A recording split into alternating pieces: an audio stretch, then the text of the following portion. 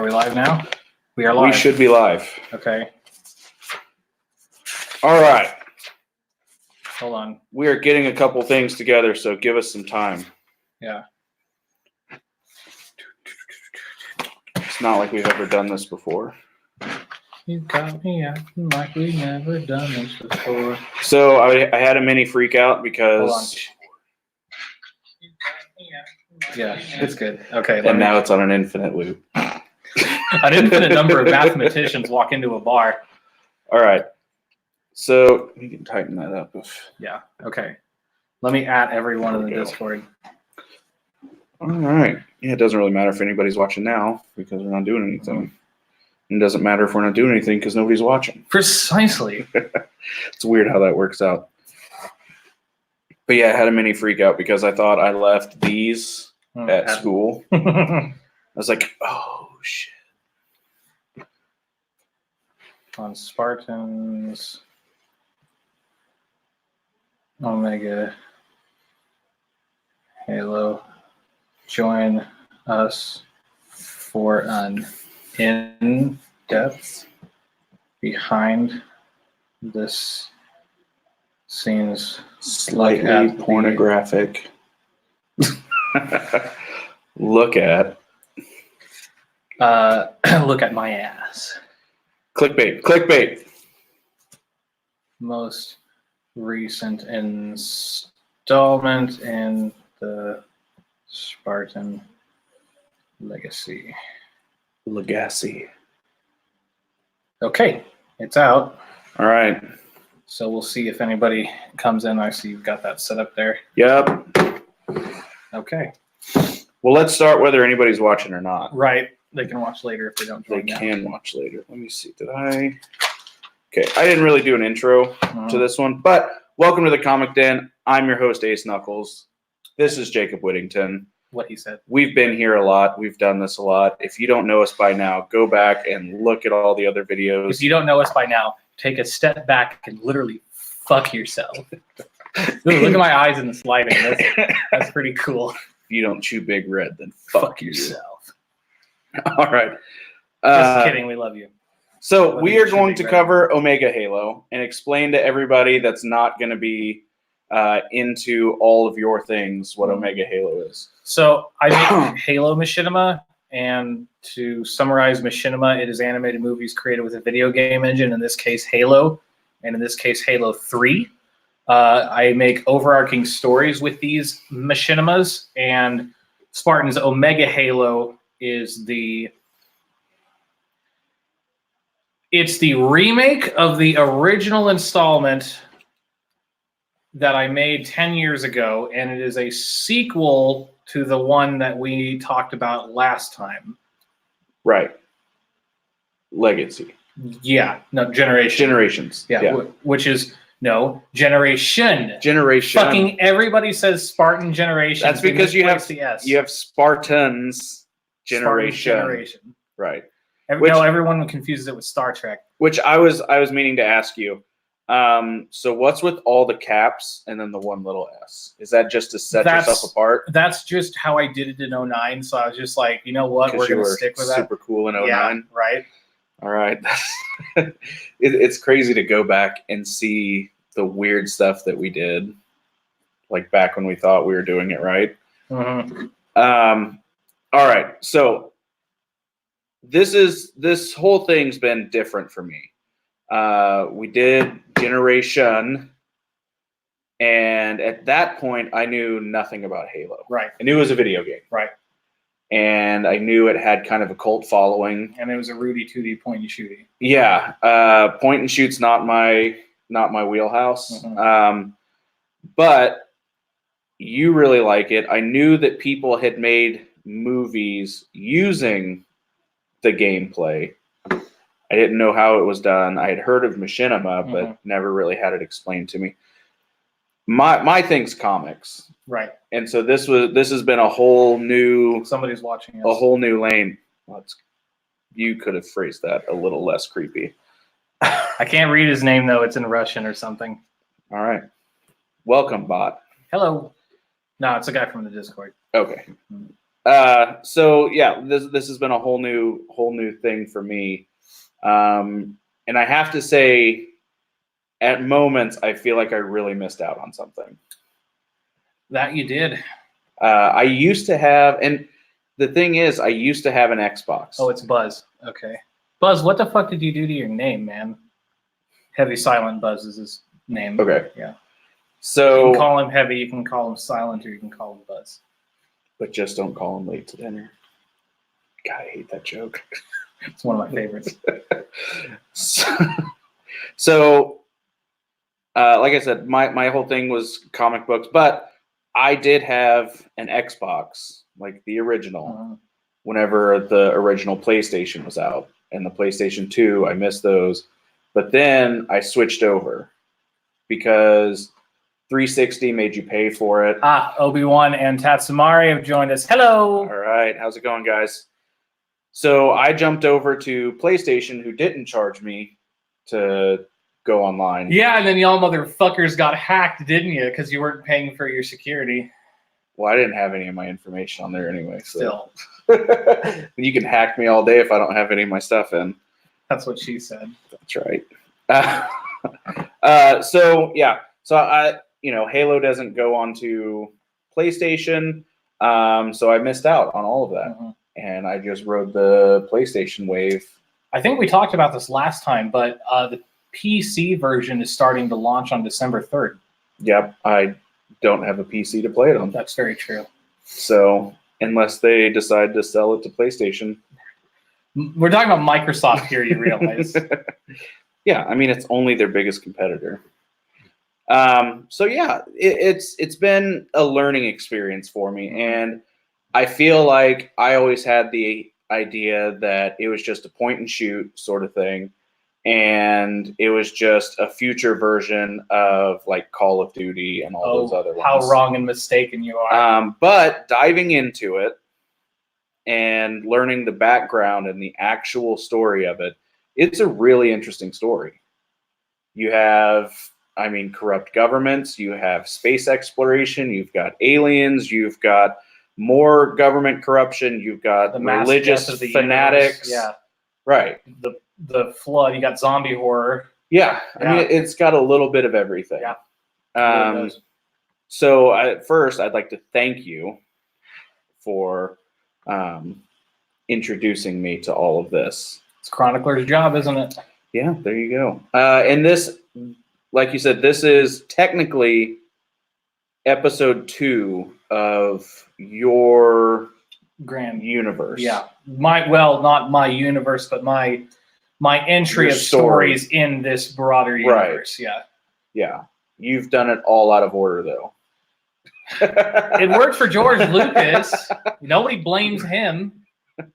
But yeah, it's pretty crazy out of order. But I mean, that's why I've got the playlist, the Spartan Legacy playlist. Yes, which is very helpful. Yeah. So going into it, you have these intros that you do. First off, on this one in particular, you start off and say, hey, if you guys have any questions, let me know, which I feel is really nice, because if you just happen upon this. The fan mail initiative is awesome. Yeah. Have an episode about every 3 months or so, get to answer a bunch of fan questions and have fun doing it. Yeah, and it's also a great way to connect. We're actually trying to do that in our... it's Laughing Block. Hey, Block. We're trying to do that in our Magnus comics. By the way, those 3 are part of the main cast of Omega Halo. Just FYI. Okay, who are they? So Obi-Wan DS plays Sergeant Scott, who survived, and then Tatsumari played Lieutenant Braxton. Sorry, Tatsu. That was Gray's eyed the exposition guy in the white armor. And then Laughing Block played one of the honor guard elites who got blasted with the Spartan laser. And he also played Corporal Windows, who got eaten. Okay. Yeah. Nice. Yeah. So yeah, whenever we talk through this, if I bring up your character, just give us a shout out. The intro to your actual I don't know if you want me to call it a movie or an episode Movie. or show. This I consider to be a movie. That is why I have it listed as part 1, 2, 3, 4, 5, not Okay. episode 1, 2, 3, 4, 5. Gotcha. Something like Odd Men Out is an episodic where you have opening titles and credits at the end of every video. Right. But there's only opening titles in part 1 and credits at part 5 at the end. So it is a movie. All right. So part 1 of your movie, I'll make sure I amend that. Everybody does it. Okay. It was very, and I don't know if you meant for this to happen, and don't be insulted if you didn't, but it was very Marvel-esque. That's what I was going for. Okay. Not offended at all. That's exactly what I was going for. Because it was my 10-year anniversary. Yeah. So I figured I might, if they can do that after 10 years, why not me? Yeah. Why not you? Yeah. And it showed off a whole bunch of different pictures of all my past productions, and more or less all of them. Now, that is the only time I'm using that intro. Okay. I have scrapped it for a newer one it looks nicer, it's about the same length, and it still reflects some of my past productions, but in a different way. It's not so marvelly. Yeah.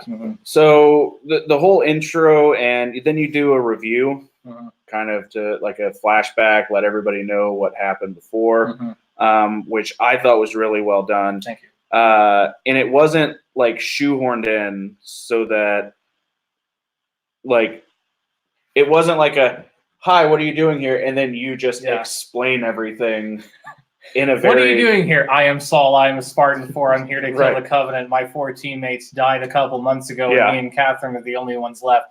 Yeah. Ready Player One.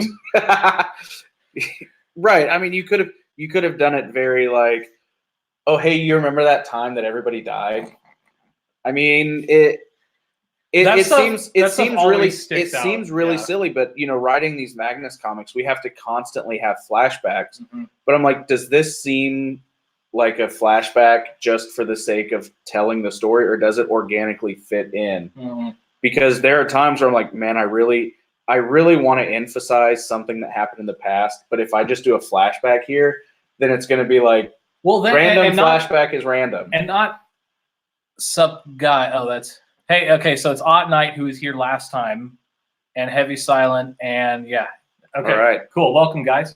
And the problem with flashbacks is you can't just throw them in there. Like in the present moment, you have to give them a reason to have a flashback. Like they can't just be at McDonald's. Hi, can I get a Big Mac? And then they instantly start zoning out to their own flashback about what happened. Last issue. What you do is you have a triggering situation. Exactly. So somebody walks by and makes a grunt that one of the elites made, and then all of a sudden he freezes and flashes back. All right. Do you have a question? Question, foe. I think he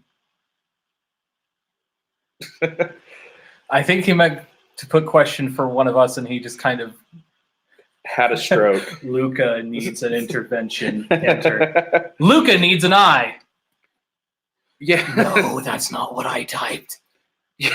I think Zane is here too. If you're here, Zane, say hi. Okay. There Question for Chronicler: how long do you edit the clips? Depends on the clips. So Omega Halo. Fucking, I don't remember. Editing overall, Egger Ninja. Every no, I've lost it. Omega Halo took a while. It took several months to edit overall. Brotherhood War, the one I'm working on now, is going to take longer because there's more content. So the longest episode, I do it. The longest part in Omega Halo was about 45 minutes long. And the episode, Part 2 opened at like, 25 minutes? Yeah. Okay, Brotherhood War Part 1 is currently at 35 minutes. Okay. And Part 2 is reaching 40. Jesus. It's going to be a long one. So it's kind of proportional. That's what she said. 8-inch, big oof, that's a good pipe. Yeah. I listened to too much of my wife's rap. Nothing but dick jokes. Yeah, obviously. All right, so one thing, even though we just did it, James says, don't forget the bloopers. Did you look at the bloopers? I watched the thing is, I watched the bloopers before I watched anything else. What the fuck did you guys? It says spoilers. Well, I watched through the most of them. I think I got like all the way through halfway through 5. Okay. Well, whenever you first released them. Yeah, I thought you were Zane Greninja. Yeah, that's Zane. Yeah, so whenever you first released them, I just like blew through it. Yeah. But I hadn't seen any of the other ones, so one, it didn't make sense. Right. And two, I had seen everything, and then I was like, I'll watch the bloopers. It was a pretty good one, yeah. Yeah. Even though we had just done this a couple months ago, I had completely forgot that you killed everybody. Not everybody. Everybody but 2. 3, Scott made it out. Everybody but 2. All of them. Yeah. Yeah. So I okay. So another thing that I thought was funny. So as I'm watching this, I also kind of just like pick things out because one, we're friends, and I feel like I can pick on you a little bit. Totally. But whenever you have like North Africa, Earth, yeah, as opposed to North Africa, Jupiter. I don't know. It's standard military clock. That's how they do it. Yeah, I get it. But I guess I was like North Africa, Earth. The biggest reason I would do that is because Halo can take place on a myriad of planets. Yeah. Could be Meridian, could be Reach. You're also, if we ever actually do encounter aliens or this goes out into the spaceways. You're a fucking idiot. Then, I mean, who knows? Sure, why not? They'll see that we like making films about killing aliens. So that would be great. All have contributed to humanity's destruction. How offended are aliens going to be if they just intercept our stuff? They made games about killing these guys with 4 jaws. We have 8. What the fuck are they going to think? That's right. We can only hope that aliens aren't as woke as we are. Yeah. Now, the other reason that I include that military clock and everything, I mean, obviously the clock helps you keep track of date and time. So you can see that the jump between episode 2 and 3 took like several months to go from Earth to Omega Halo. But the other reason is because when you get off of Earth, it can help display locations that are not on Earth that we are not familiar with. If you have a random grunt soldier in a series, what will you name the grunt soldier? Dick Flap. All right. I won't have grunts in the Spartan Legacy. They're not, at least assuming that they are not ever character playable. Like, they're not playable characters. Yeah, fuck grunts. You know which ones those are? I have no idea what They're little short dudes. They're not actually that short. They're almost as tall as we are. They're short to Master Chief. You just set it up to where, like, grunts were the, They're cannon fodder. They're witless. Yeah. Yeah. And except, okay, so they have really high-pitched voices because they do nothing.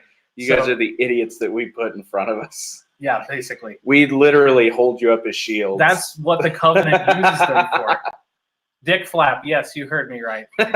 No, see, grunts have names like Yap Yap and Yap Flip and stuff like that. So Dick Flap is not that far off. So they're actually so stupid that they don't even bother naming them with real names. Those are real names. Hey, that's offensive to Ungoy culture. You can't say that. You can't fucking say that. The Ungoy are going to get offended. Oh, goodness. Fuck the Ungoy. All right. So the voice acting in this was a real step up. Yeah. Compared to Generation? Yes. Well, yeah, we had 4 fucking years to improve. Well, I get that. But, I mean, so I have one of those things where if I'm trying to, like, act, then it's probably going to sound like I'm reading a script. And I'm not going to be able to emote as if it were a natural reaction to whatever, like if I were really doing it. But I found several times that I was in awe of like the emotion that could come out or the yelling and screaming and how non-acting it sounded. So how long does it take you guys to kind of work through that?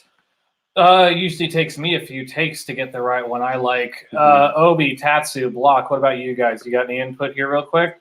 Yeah, you guys did a great job. So let us know what you guys did. All 3 of them really impressed me. I have never seen anyone bond with a character as fast as Obi-Wan has with Scott, which is awesome because he's going to... Woo! Now you guys probably know. Hey, Goldfish. He's in Brotherhood War 2. Okay. He's a Spartan now. Oh, cool. Fancy. But you guys already know that because assumedly you watched Final Farewell, which came out months ago. Yeah, I know you take hours, but anything quick, just anything small. Seriously. By the way, if you do want to see more about Sergeant Scott and Lieutenant Braxton, you need to watch Final Farewell, but that's later on in the playlist. Yeah, I'm really just trying to follow along. Did you see Saul's Farewell? Well, I don't. Was it like a separate thing from this? Yeah. Then no, I didn't. Okay, well, we'll look at that too once we're done here. Okay. You might have something to say. Tatsumari said 4 to 5 takes each, 30 to 40 minutes. Yeah, that sounds about right. Okay, so how do you set this up? Like, do you just send them what you need them to say, and then they record it, send that recording to you? Yes. And then you listen to them and send retakes if they need. Though I have been starting with some of the major characters actually holding sessions with them so I can give them personal direction. I'm doing that a lot in Brotherhood War now. So what comes first? The like, I guess if you just watch it and you don't know any better, you would say that you're all on mics and then you're all going through the gameplay to like record it, and then that's when you're doing it. No. And there's not, it seemed like whenever I first started watching Generation, I was like, there is a lot going on here to try to coordinate. I don't understand how this works. So it is very rare that the puppet is actually played by the voice actor. Okay. They're usually not there. The exception would be Obi-Wan here, because he was actually able to show up for most of the Brotherhood War sessions and play as Scott in game, and then also voice act Scott. Gotcha. Yeah, there's some good input there. Obi says, pain in the ass making sure my recording volume stayed the same between sessions. Yeah. He says, do this, bitch. Don't make me get the hammer. Yeah, that sounds like me. Yeah. For time takes me 2 hours per script on average. Yeah, well, Block's a perfectionist. I gave him, he's carrying Wasteland, my series, but he gets like 15 pages of script that he does himself. He's the only person speaking for 15 pages. His files are like 45 minutes long. Jesus. Just a line. Yeah, well, he's busting his ass, so he's great. Anyway, yeah, keep going. So going back to not so much like the ins and outs of making it, but the actual story itself. I understand it's a logistical issue in the creation of the game, but like, are there just like normal soldiers to help like supplement the Spartans? Yeah, those would be the ODSTs in this one. So Sergeant Scott is one. Right, but I mean, I guess I never see. Oh, there is no way to do them without armor. No. I mean, like, so you said Spartans are like 9 feet tall, roughly, right? So if I were like a normal soldier, I'd be like 8 or 9 feet. Yeah, they're pretty tall. Yeah. But in the game itself, are there like normal sized human regular soldiers? In the campaign, yes, but there's no way to do that in multiplayer. Right. For the most part. Yeah. But in the game, in the campaign, yes, you tower over your Marine allies. Okay. And so essentially they know that they're also cannon fodder. I mean, if you play that way. I try to save them whenever I can. Okay. What is my biggest mistake in Omega Halo? That's fucking loaded, isn't it? I don't know. Let me think about that when I get back to you. It might come up as we keep talking about it, so we'll see. James also says that he plans to do something like it in other games. So what other games can you do this in? I mean, I've seen people come up with ways to do it in lots of different games. Have they opened up? I had heard talk about opening up. I've seen Destiny. I've heard talk of opening up Red Dead. I'm sure people do it in Red Dead. I'm sure people have done it in Destiny. I've seen it before. Fallout. It's just less. It's less intuitive. Yeah. Because Halo has the tools built in. Other games you might have to mod to get it, but sometimes it's not that hard. Oh, speaking of mods, we started talking about this earlier at work. So the Red Dead 2 people are getting ready to mod things up, and there's a scene where he's like hanging off a train shooting, and then you have Thomas the Tank Engine racing up behind him. Oh, I can't wait for the mods. Odd Night, yeah, Gary's mod, Gmod, Gary's mod, and Source Filmmaker, using mostly Team Fortress 2 and some other stuff like that. Very popular for Machinima. Gotcha. Yeah. Okay. Gmod, you usually get the fucking insane shit. Hang on, just to give you an idea. All right, you guys don't get to see this. Only he does. You guys get to hear You it. get to hear it. What the fuck is this?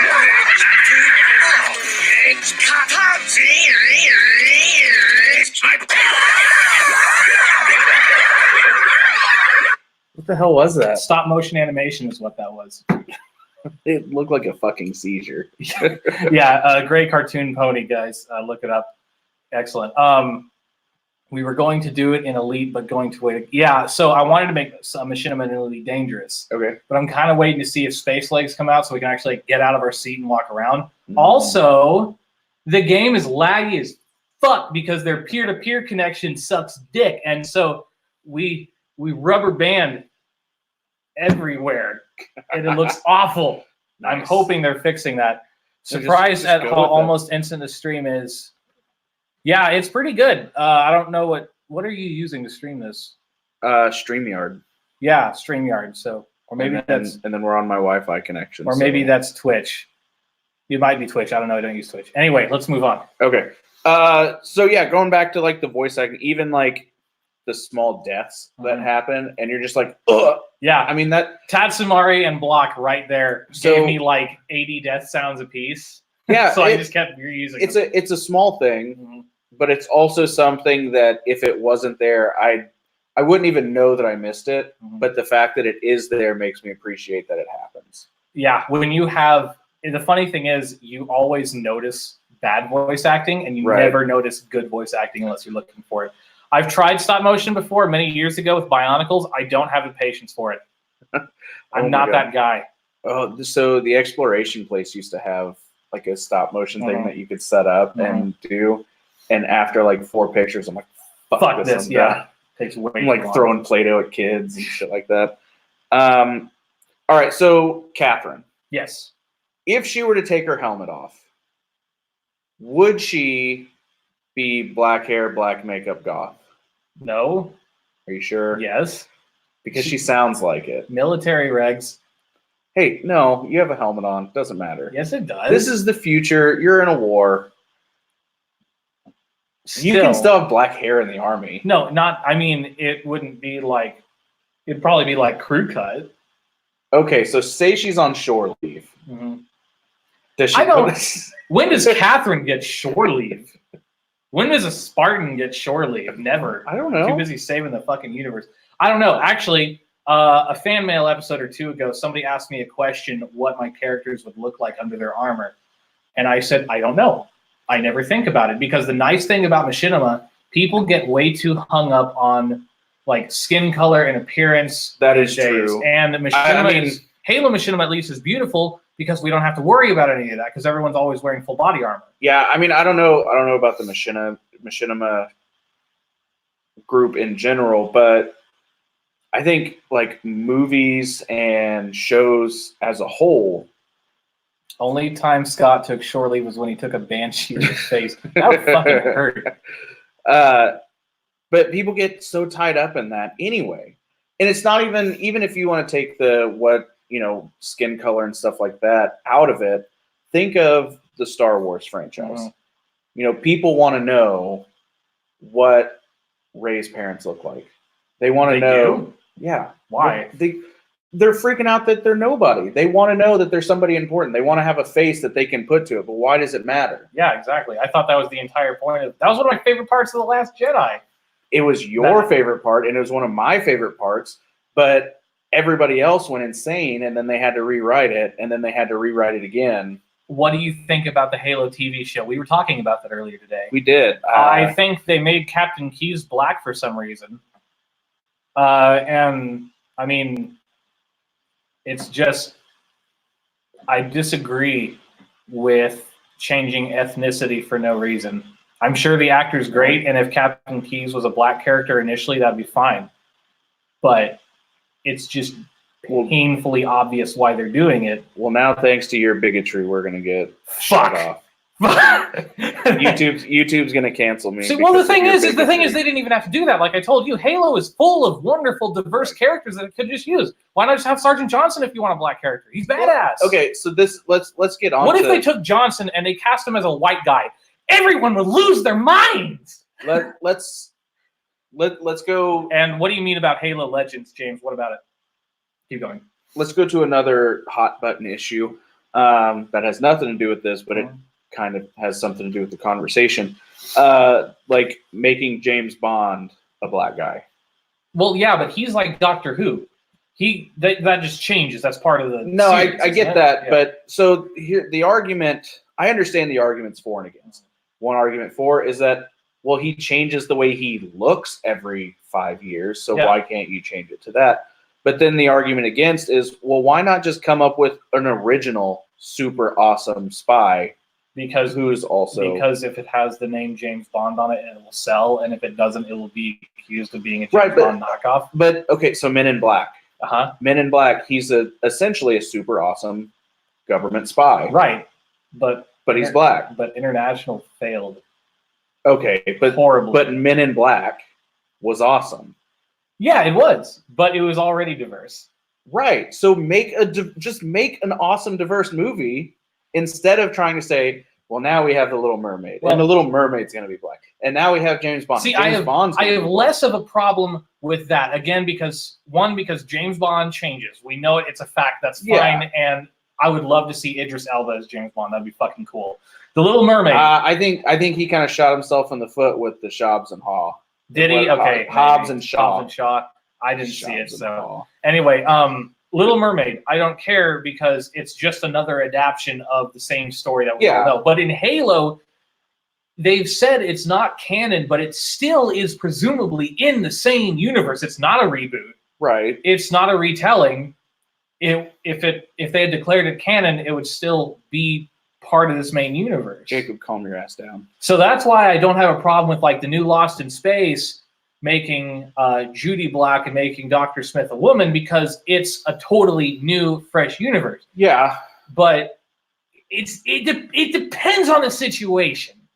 You know, Jacob, if you grew your hair out, you could have a perfect Jufro like me. Actually, I want to get a big ass scarf and a trench coat and a hat, a fedora, and I want to cosplay the Fourth Doctor.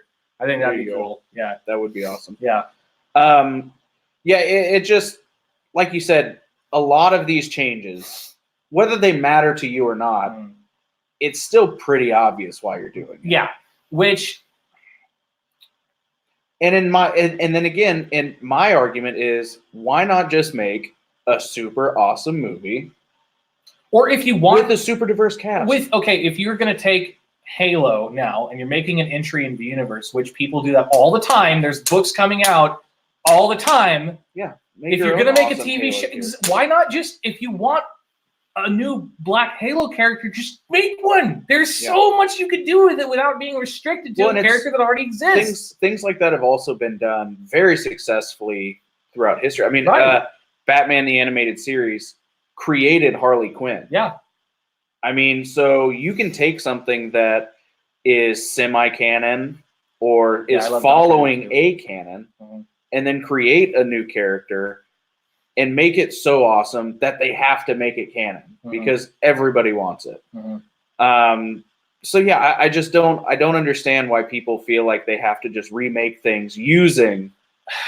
Because so it's the easiest way to do it. Well, we were talking about who's behind the scenes running these, and it's just people looking at statistics and numbers. And the statistics say you have to use characters that are already known, but at the same time you have to appeal to the woke crowd to make money off of them. That's not true though, because the woke crowd's probably not going to watch it anyway. Exactly. But the statistics don't say that. Well, the statistics aren't woke enough. I'm just being hypothetical, but we're here to talk about Omega Halo, not politics. Guys. At one point early in episode 1, did you punch a Wraith to death? Yeah. Not you, Saul. Was it Saul or was it? No, it was Katherine. Yeah. So Wraith. She ran up to a Wraith and punched it. Yeah, and it exploded. Wraiths have this little vent on the back, and in game you can either go up there, knock the covering off, and stick a grenade inside, or you can just punch it till it explodes. Now, the thing about grenades I don't really use grenades in Machinima anymore unless it's for a specific shot, because if everyone goes around carrying grenades, every time they die, not only do they drop their weapon, but these 2 or 4 or 6 huge fucking balls just go scattering around the battlefield, and it was horrible. So, so that's why that happens. Gotcha. But it is totally a good way to take down a Wraith. I just thought it was hilarious that she just ran up to it and punched it. Fucking Spartans, man. Okay, but there is precedent for it. It's not like she just ran up and randomly punched it. No, she attacked a weak point with her fists, which can bend steel. All right, so explain the artifact. Oh, yeah, what they found? Yes. Okay, so what he was looking for is a map that would take them to the Halo, right? In order to activate the map, the location of which they'd already found and were digging up, they need a key.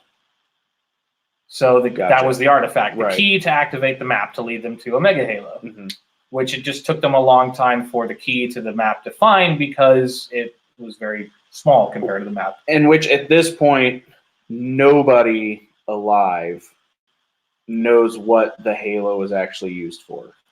No, we've already encountered 2 of them by the time Omega Halo comes along, because Master Chief found one in Halo 1 and then one in Halo 2. Right, but I mean just people in your movie. People do, you just don't see them. The higher-ups in the UNSC and the Office of Naval Intelligence and Commander Gray knew what they were. Okay, so that's why he's throwing a fit to try to stop them. No, they didn't know they were going to it, but he recognized it when they got there. But that kind of shit is kept under wraps. Yeah, usually. He didn't feel the need to tell Saul. Because they didn't know that's where they were going. Right, but whenever they show up... Whenever they showed up, he said, Katherine says, "What is that?" And he says, "That, Katherine, is a Halo." Direct quote. Yeah, but he didn't say, "That, Katherine, is a Halo, which when activated will destroy all life in the galaxy." They did know that. He said giant ring world floating in space, and they got down, they landed on it, and he said these artifacts, these ring worlds were made to destroy on a galactic scale. They knew that much. What they didn't know was of the flood. Gotcha. But Gray had access to that because he was a commander. To the flood or to the Halo information? He had access to the Halo information. I'm sure a lot of the UNSC officers were briefed on that after the end of the Human Covenant War, because that was kind of a big fucking deal. Yeah. But the Flood were presumed dead. So did they know that that's why the Halos were created, was to wipe out the Flood? Yes. Okay. But, because the Master Chief knew that and brought that back. But did nobody tell the elite fanatics that? The funny thing about the Covenant, and the shipmaster who followed the old Covenant ways, they were lied to. Yeah. The Prophet of Truth started the Human Covenant War knowing exactly what the Halos did, but didn't want to lose all his power, so he didn't tell the entire. So he had been essentially leading this religion on for however many years, years and years and years, and then he found out the truth, and he was like, "Oh man." Yeah, but they kept going on. They kept going for it. So it's kind of like whenever somebody says the end of the world is coming, December 31st, 1976, and everybody goes on top of a mountain, and then nothing happens, and he has to go back and say, no, I did the math wrong. No, what it was like is the end of the world is on December 1976, but it's not the end of the world. It's everybody getting lifted up to heaven, but they go on top of that building and they all die. Yeah. That's what it would be like. So it's like the Hale-Bopp comet. Yeah, the Covenant were told that the Forerunners were gods, which they basically were, but they were told they were gods, and they made the Halos to ascend into whatever. And the Covenant considered this the Great Journey. And they would not listen to anyone who told them otherwise. So before, so after with that, a few exceptions.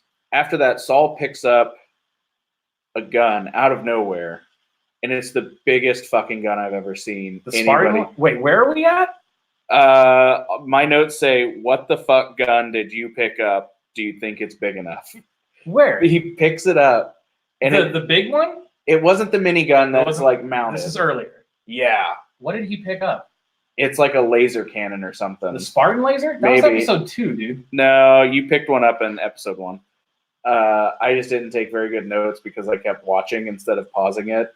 There wasn't a Spartan laser in episode 1. You picked up something that wasn't a mini, because the miniguns you break off the stand, And I We're still specifically, at the part. I specifically mentioned later on that you go full Rambo with the minigun. Yeah. No, okay. I think you got your notes confused here because he didn't get the Spartan laser until episode 2. This is definitely not episode 2. Yeah, I know. That's why I'm thinking you're confused. You picked it up off of like a crate. You're not going to find it. Yes, that was episode 2. It's okay, whatever. Hold We'll on, see. hold on, hold on. I would have mentioned it. I would have mentioned it in my notes for episode 2. Or am I just going fucking insane? Hold on. When was the last time you watched it? Like a week ago. I made this fucking series, dude. I understand that. Okay. So, we beat the Wraith to death. And they get picked up by they go out on the Mongoose. And they get to the Savannah. And he goes up and he gets on the minigun. There's nothing in between that where he picks up a weapon. At the beginning of episode 2, he picks up a Spartan laser off of a crate. But I wouldn't have gone back to that to write in these notes. I don't know. I just think you're insane. Maybe. That's all I'm saying. I think you wrote it down in the wrong place. But we can talk about the Spartan laser when we get to episode 2. Okay, so the whole action sequence that leads into it after you break that minigun apart was phenomenal. Thank you. I really liked it. I think also in this one you stepped up your action scenes as well. Really tried to, yeah. And so okay, so I wanted more direction instead of just grouping up everybody and saying go and fight. yeah. I actually gave them like directions, which I've carried that over in Brotherhood War to an even bigger extent. So people who have worked with him on his directing, how did that go for you guys? Yeah, Odd Knight and Zane, you guys were in almost every single session for Brotherhood War. Obi, you too. Were you guys happy with his directions, or is he kind of a Führer? Well, I'm hungry. We die at the end. Yes, that's very true. Every time we wrap up a session, we kill each other for about 5 minutes. Nice. It's a good way to let the revolution shall live on. Every time I came back from a bathroom break, they were plotting to kill me. Seriously. So we may have discussed this before, but what is the Covenant's end game? What does Shipmaster think is going to happen at the Ascension end? And the death of humanity. They think, because this is what the Covenant thinks, and he's a fanatic, so he refused to believe any differently. Mm-hmm. You know, people told him over and over again it's not what's going to happen. He believed that if he activates the halos, they will ascend, and humanity will be killed. Mm-hmm. They were half right. Why would be killed, but so would they. Other than him just being told that that's what would happen, what makes him think that the halos would only target humanity? Because he's blind. Is that really just because he was told that? Yeah. Okay. That's what the entire Covenant was told. Right.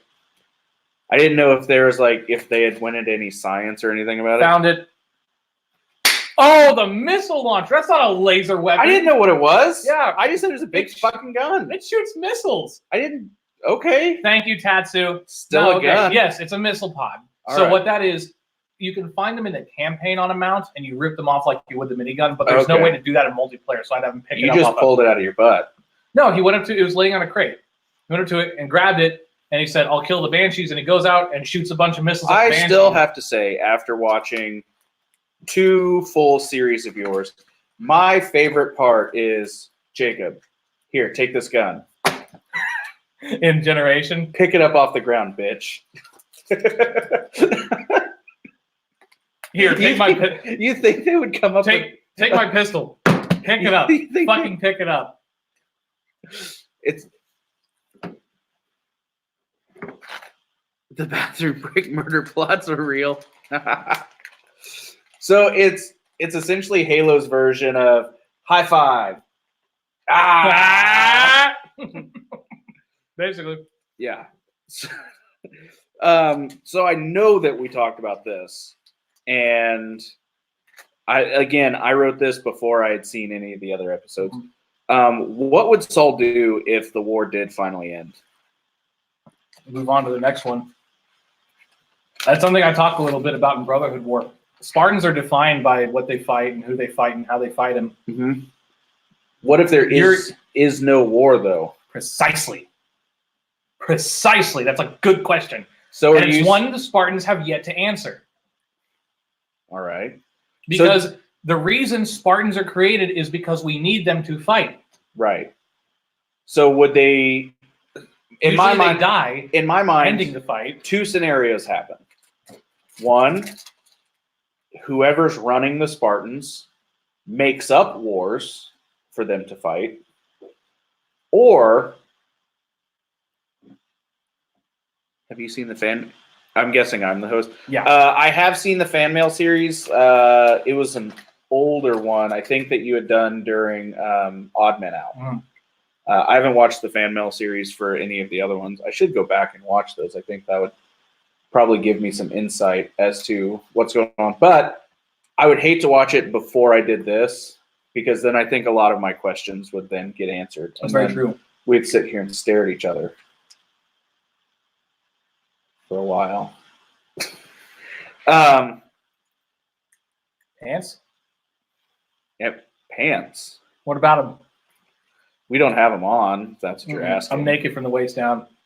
It's fucking cold in here. We are in a basement. So yeah, like I said, either the government would find wars, presumably by going and conquering. And that's easy for the UNSC because there's all these insurrectionist cells out there waiting to be crushed. Well, I was talking more of. I was talking more of like, well, we have all these giant warriors, and this planet over here has some resources and low defenses. Let's just go and make that our planet. And the only reason if there were Covenant remnants, sure, or it's being held by insurrectionists, sure. Mm-hmm. So, and then, you just reminded me of the shows that you had me watch that filled in the history of why the Spartans were created in the first place, was to fight humanity and quell insurrection and keep all the other planets in line. Because you don't want another planet going revolutionary war on them and then separating and becoming a different Earth. Precisely. So do you think the government corruption would just spring right back up and they would start attacking their government's going to do what a government's going to do. Yeah, but and it's just the UNSC we're talking about. They're not exactly wholesome. You're right. It didn't take us very long before we forgot why 9/11 happened and everything that goes with that. Precisely. So, hey, Clumsy. Part 2, not episode 2. Part 2. Thank you. I titled your Part 2 Halo: Raiders of the Lost Ark. Why? Because that's exactly what it is. Was it? You know, I haven't actually seen Raiders all the way through. Really? Only bits and pieces. I mean, it's just him. They go into a temple, they find a thing. It's him in various holes. Not my fault. Finding things. Yeah. Raiding a lost ark. Because he's an archaeologist. Yes. I'm a time traveler. I point and laugh at archaeologists. Oh, yeah? 10th Doctor. Gotcha. Keep going. I never made it past the second one. Not because I didn't enjoy it. The second one from 1960 whatever? No, the second one from whenever they started. That's the 10th Doctor. Okay. David Tennant. Gotcha. Yeah. All right. So the flashbacks make a lot more sense now. Yeah. That I've actually seen what they're I flashing should fucking back hope to. so. I also thought it was very smart of you to just use the actual footage instead of recreating a situation like that. Even though you could have very well done that. Doing it my way saved more resources. It did. Spartans could open up a pants shop. Because the battle never ends to find the right size. I don't know. I feel like Mjolnir's pretty good about one size fits all. But I don't know. Who could say? Also, how do they integrate back into society because they're giants? Precisely. I mean, usually they don't. There is one Spartan. There is one Spartan too that is able to retire and start a family. Sorry, make that 2. 1 died. The infrastructure alone. I mean, you'd have to change doorways. They have to change them for the war too. Those weapons that they carry, right, are all technically oversized. Yeah. So like a regular pistol is like this big in a normal human's hands. It throws everything off. Yeah. So would they then become the woke minority? The 1% that screams and cries? I don't know. I think it'd be a bit more dangerous than that. What if a Spartan had PTSD and lost his temper in a civilian area? There would be deaths. Yeah, but because they're so much stronger than everyone. That's fine. Yeah. They deserve it after going through what they went through. Sure, why not? They can blow up a little steam. They could just fucking kill people. How did all of this crap end up on Earth? Okay, so a long, long time ago, like 100,000 years ago and before that. Yeah. The Forerunners had a almost galaxy-spanning empire, and we were part of it. And in fact, there was a long, long time ago when humans were much more advanced than we were even at the time of Omega Halo. Is that where, like, the ancient aliens guys are correct? No, because we still built the pyramids. They built what's under the pyramids. Right, but it was based off of that. I guess so. Yeah, I don't know. But anyway, so the Forerunners left their mark on our planet. The biggest one they made was the portal to the Ark, which was featured heavily in Halo 3. But I thought to myself, surely there's other little bits and pieces. Maybe they left a star map lying around. So it almost seems like we were part of the Empire, and then they said, where's the last place that anybody would check? Well, see, the thing is, we weren't part of the Empire. We were dominated by it. And at one, and this is going to get a really long fucking story. In the same way that, you know, other countries were dominated by Rome. I mean, yeah, okay. Pay your taxes and you get to be you. So a fucking billion years ago, we were under the Forerunners, and we ran into the Flood for the first time. And the Flood started driving us back, and we entered territory that we're not supposed to into, said the Forerunners, and so we went to war with them too. And eventually, we were wiped out by both the Flood and the Forerunners, and regressed back to primitives. Okay. And then the Flood killed all the Forerunners, and they set off the Halo, and everybody died. Do they say why we weren't allowed in those areas? Forerunner territory. Okay. They were pushing us back over their borders. See, okay, so that would be an interesting deep dive, and they may have done this somewhere else, but the Forerunners had a boundary. Yeah. Which means that there are other Forerunners that have their own boundaries. No, it was all the Forerunners. Because the Forerunners had this thing called the Mantle of Responsibility. They were united under that. Right, but it wasn't a universe-spanning... No, but it was pretty much a galaxy-spanning one. Right. Yeah. But that also means, were their boundaries based on ability to travel there, or were they based on, we can go over here because there's a fence right here and we can't get into our neighbor's yard? I think it was more like a status thing. Okay. Because they were the masters. Okay. So they were like, slaves, you guys can have this, but if you come any closer to us, we will fucking kill all of you. But then if they could do that, then in another galaxy, another group could also... Yeah, but realistically, traveling from one galaxy to another is completely impossible. So they do have these, like, wormholes, and we'll get into that a little bit later. Slip space. How far could you realistically travel? Well, okay, so can you tear off a piece of paper? And do you have a pen? Because I'll do the exact same thing to demonstrate slip space that they do in the books. Are you just going to punch a hole through it? I mean, kind of. The same thing that everybody does with black holes and wormholes. I think they did do the same thing in Interstellar. All right, so the way slip space works, going from point A to point B. Right, you fold the universe in on itself, and then you just punch a hole. Go through it. Right, that's how slip space works. Right. So theoretically, you could go anywhere, but you have to have coordinates. Right. Who the fuck knows the coordinates for another galaxy? So what you would do is you would slip space here to as far as you've ever gone. That's been mapped. That has coordinates, yeah. Otherwise, you end out anywhere. And then we have the plot of Lost in Space, ladies and gentlemen. So then you're on the border.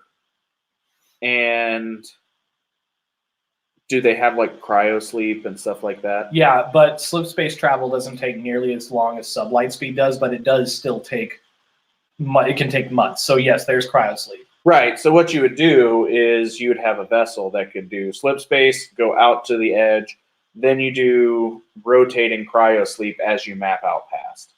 Dude, you have nobody No, would survive that journey from one galaxy to another. I understand. There is so much nothing out there. It is incomprehensibly big. Right, but we have coordinates to other galaxies right now. I mean, yeah, sure, I guess. So all you'd have to do is say, I want to go to the edge of this one. Now you have no idea what you're going to see when you get there. Yeah. I mean, it could just see nothing. There's nothing. Well, once you get to the galaxy, you'll see something. Okay, sure. But you get to that galaxy, it might all just be infested with black holes that you can't see. I feel like it would be more of the same that's already here because physics. Yeah, anyway, we're talking about galaxies. So anyway, if we have Forerunners here that are mega powerful, essentially gods, there has to be other galaxies that have. I mean, it's possible the precursors were able to go extragalactic. It just seems weird to me that you would have god status, but then confine yourself to one, and then. But that's the thing: the Forerunners were never actually gods.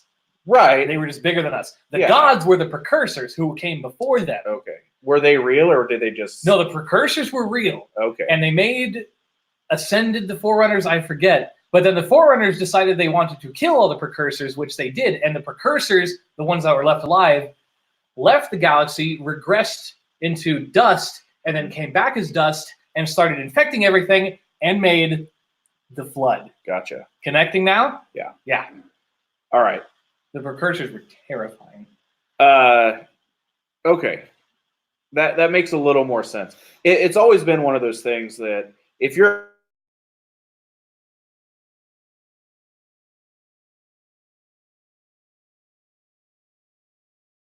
I don't know. There we go. You good? Yep, we're still good, guys? Somebody say hi. The problem is the galaxies are moving so fast. That is true. Yes, thank you, Laughing Block. Because we are flying through. We are going so fucking fast. Yeah. But that's the thing is, I saw this comic, kid with his dog, Spot, stay at this exact point in space, and the dog just flies off. Okay, we're good. We're good. Okay. Anyway, let's keep moving. All right. Where was I? Oh, okay. So something that I laughed out loud about this. Saul walks up to Katherine and goes, where is it? I lost it. He goes, well, you know what they say about desperate times, and then walks away, which we understand that because we know the saying. Right. But I just imagine somebody from like another country who's never heard that, like, what do they say? What are you talking about? What about desperate times? Saul's an asshole. That's what Saul is. Of course. All of a sudden, he becomes the villain. So, in order to establish an awesome religion, it seems like you have to have death in combat equals honor. Seems like it. And that way, I'll just get you to do whatever I want. Yeah. But I don't want to die. No. It's better for you if you die. And then the other guy goes, "Why are we leaving him to die?" No, it's good. Yeah. You just get back to what you were doing. Just pet his head a little bit, feed him a carrot. It's for the great journey. Yeah, he's starting the great journey. It's for the great journey. It's free real estate. So they keep saying split jaw. Yeah. And it's making me a little uncomfortable. Sorry that I'm being problematic. You are for sure othering a minority group. The minority, that's the people who genocide the human race? Listen, just because maybe, okay, so this brought up, maybe, is this supposed to represent the struggle? Tatsu has to go. Bye, Tatsu. Thank you. Thanks for stopping in. Is this supposed to represent the minority groups and the rise to prominence in society? Is that what the split jaws are supposed to be? No, it's two people who are killing each other a lot. Are you sure? Yes. I feel like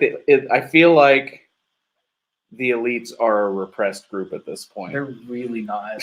I feel like They're might be. really fucking. You not. are They're kicking our asses. the Spartans. The Spartans are repressing the covenant strictly based on their religion, and it's not right. This is such bullshit. I'm gonna have to ask you to put a stop to this immediately. Somebody's taking a left turn. Okay, so episode 2 was a real gut punch for me. Yeah. Because at the very end, they fucking glass Earth. I went there, bitches. They glass Central Africa. Yeah.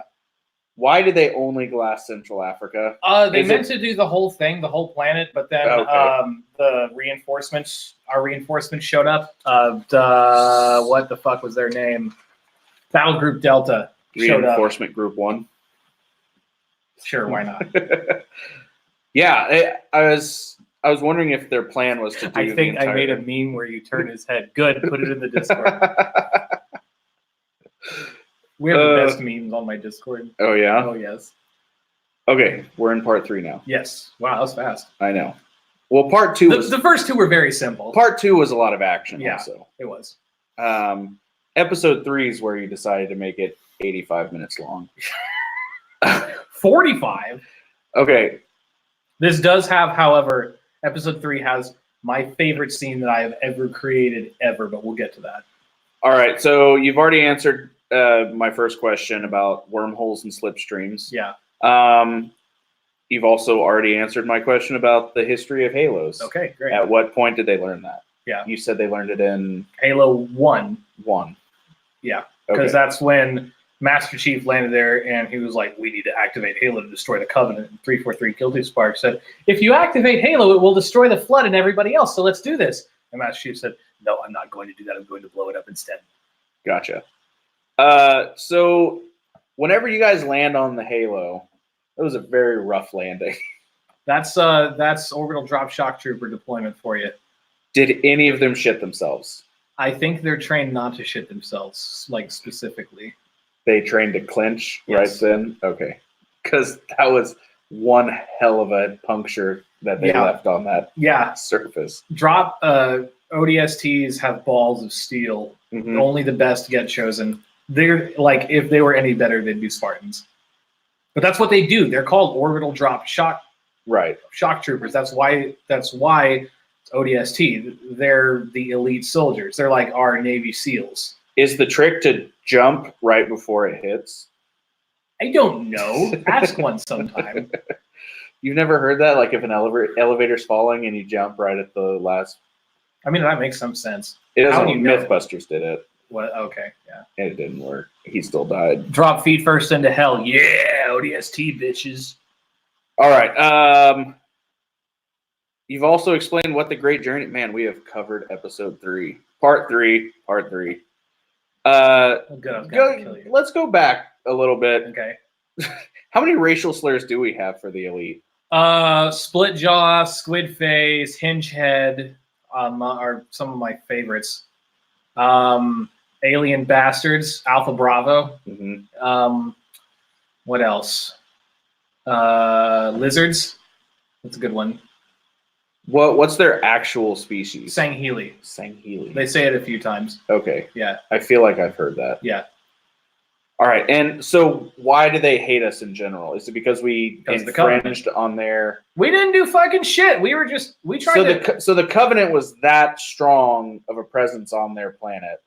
Okay, so to go into the history of how the Covenant began, so there were 2 races, the Sangheli and the Sanshayun, on different planets, and both of them were heavily littered with Forerunner artifacts.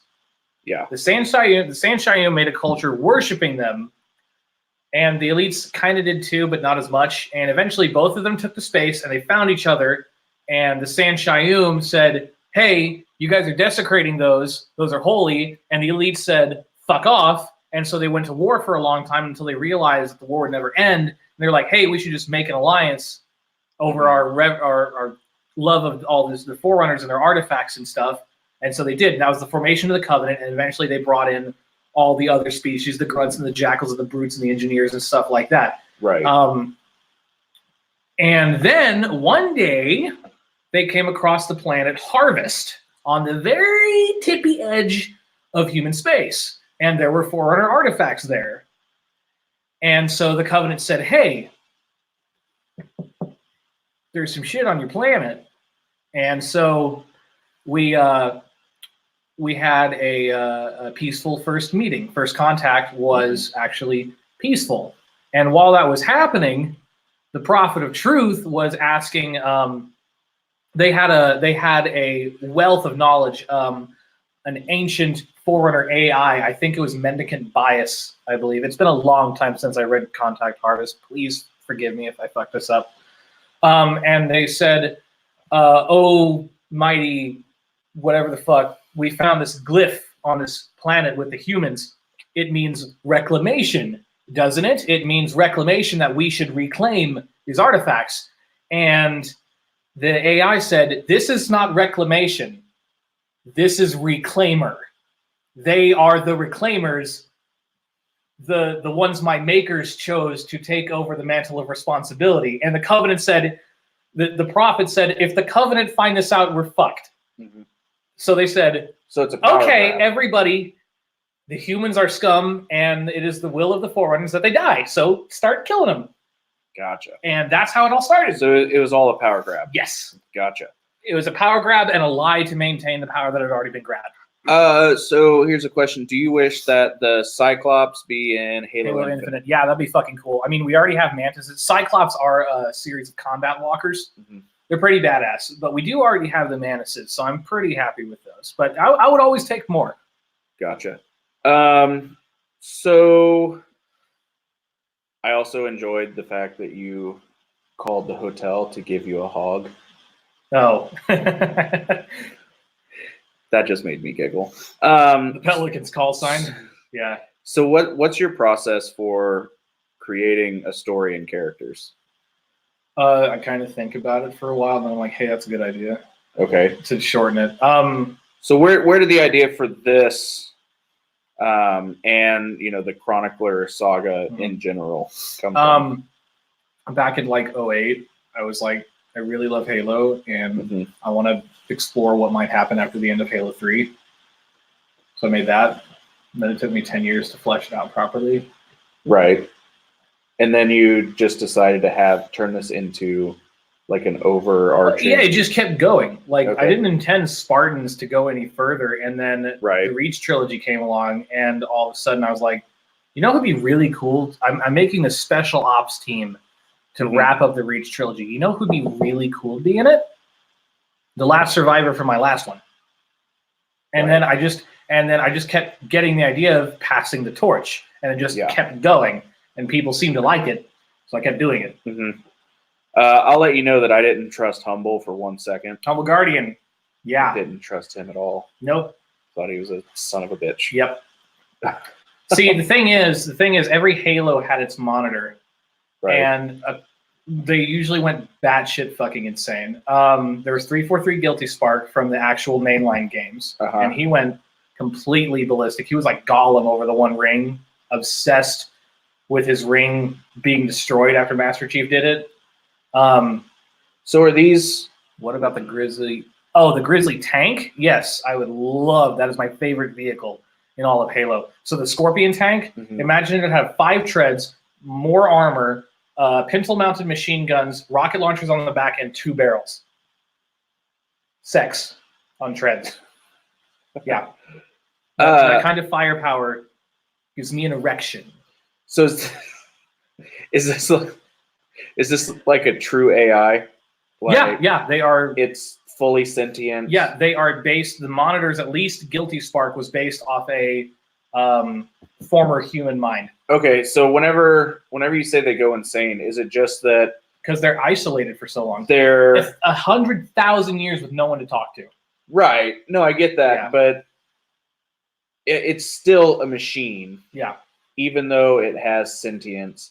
So is it just running through its same program software, like on a loop, the same way that you would, like if a person went insane? Yeah, right? Basically. You just start running things on a loop in your head, and you start repeating, and you start seeing things that aren't there. And AIs, whether human or Forerunner or whatever, eventually, after a while, they start thinking themselves to death. We call it rampancy. Right. And they become dangerous. For Forerunner AIs, it just takes longer. That's a really good point, because humans, on average, don't have the chance to go insane because we die. Right. So if you were to make some sort of AI, you would have to give it a lifespan. Mm-hmm. Well, and it's just kind of a natural thing that happens because their processing speed is so much faster than ours. Right. So yeah, like for human AIs like Cortana in the main series, after 7 years, they start going fucking nuts, and they degrade and think themselves to death, which was a main plot point in Halo 4. So what do you do with them at that point? You destroy them off? No, you obliterate them. Got it. All right. It's called final dispensation. And do they? I mean, they know this is going to happen, right? Yeah.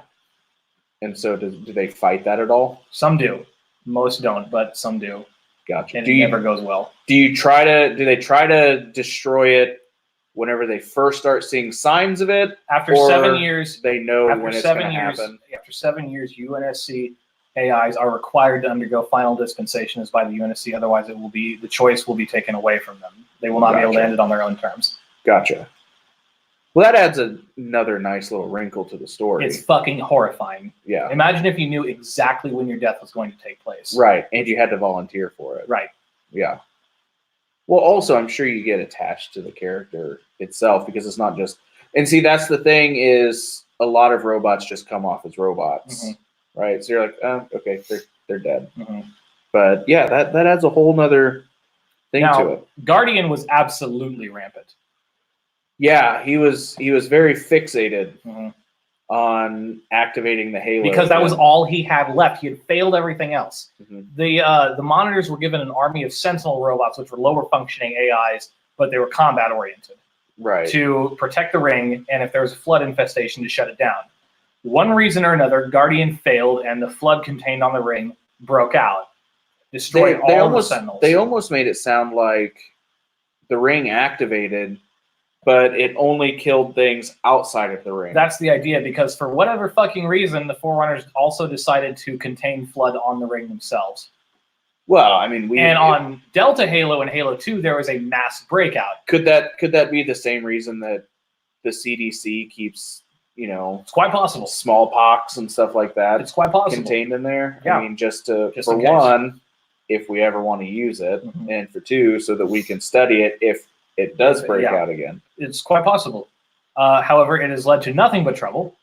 Yeah. Including the formation of a fully fledged grave mine on Delta Halo, which led to a lot of Halo 2 and 3's problems. The monitor of Delta Halo, 2401 Penitent Tangent, neglected all of his duties, and so the flood broke out and essentially took over the ring.